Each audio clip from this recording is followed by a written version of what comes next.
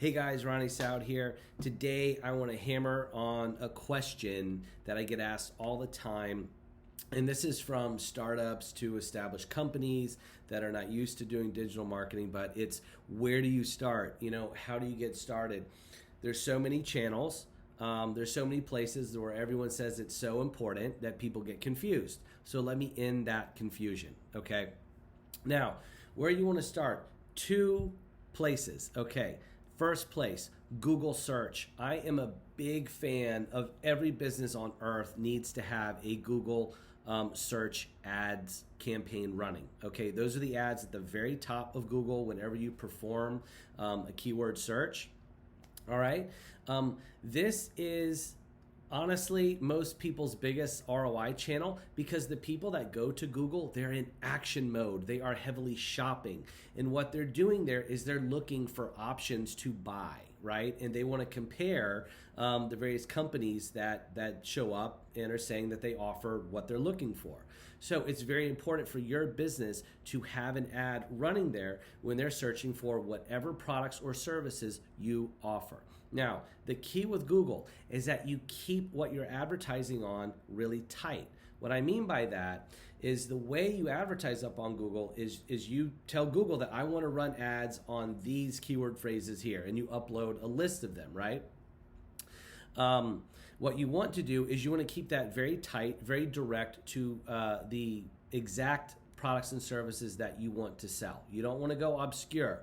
Google search ads is not the place for obscure searches. And what I mean by that is if you own a gear rental company in the Smoky Mountains, okay, and you rent your gear to hikers that are coming to the area, you want to advertise on the keyword phrase hiking gear rental Smoky Mountains, okay? You do not want to advertise on keyword phrases like the best hikes in the Smoky Mountains. That's too obscure, okay? Now, a pro tip here, if you're just getting started, when you upload your keyword phrases, let them run for a good 90 days, okay? And make sure that you're putting enough budget in so that you're being fairly competitive and showing up enough times when the audience is searching for those phrases. Remember, it's free just to be shown. You only get charged on Google search ads if someone sees your ad and clicks it and transfers to your website. Hence why that type of advertising is called pay per click.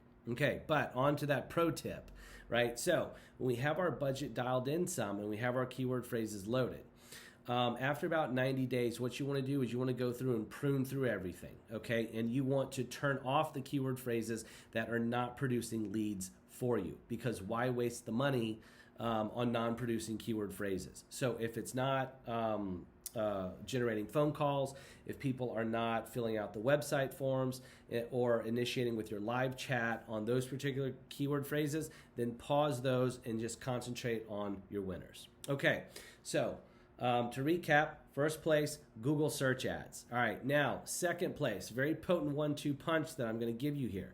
The second place is Facebook ads. And a fun fact here, if you don't already know, Facebook owns Instagram. So within one platform, you get two awesome channels. And between Facebook and Instagram, this is where consumers spend so much of their time today. Okay, so it's very easy to get their attention on there.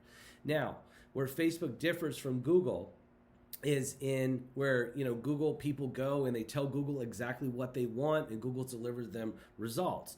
In Facebook, we target based on people, and what I mean by that is we target based on age, gender, relationship status, which is huge if you own a jewelry store. Parental status, if you have kids, if you don't, if your kids are teenagers, if they're toddlers, so on. And also based on interests. So if you have an interest in fitness or luxury cars or travel or surfing, cigars, whatever it might be, you can target based on what they like.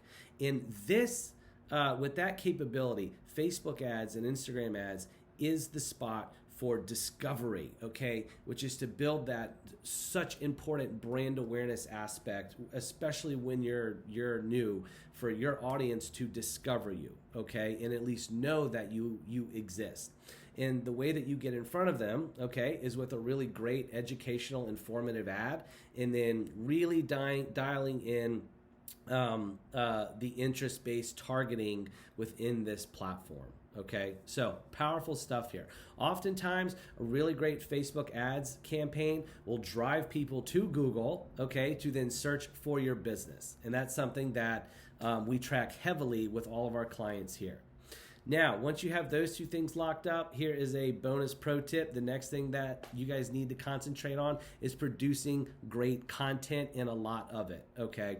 And so what that means is that you want to concentrate on always getting better photos, better videos, better written words like articles and captions and such. And that does take a little bit of an investment. And so I highly suggest you follow this kind of process path here where, number one, start by putting up a Google search campaign. Step two, start with Facebook ads. Okay. One thing that I forgot to mention about Facebook ads too is the scalability of the budgeting system there. So with Facebook ads, what you want to do is start with, say, like a $5 a day budget. Okay. Once you find an ad formula in an audience that works for you, then begin to double the budget and double it again and double it again as people begin to consume more and more of your content up on Facebook and you see it work. Okay, so, to recap again, Google ads, Facebook ads, you start there, and then once you've had that dialed in some, jump onto creating better content. So, hope you guys have found this helpful. Let me know in the comments below. Thank you so much for watching.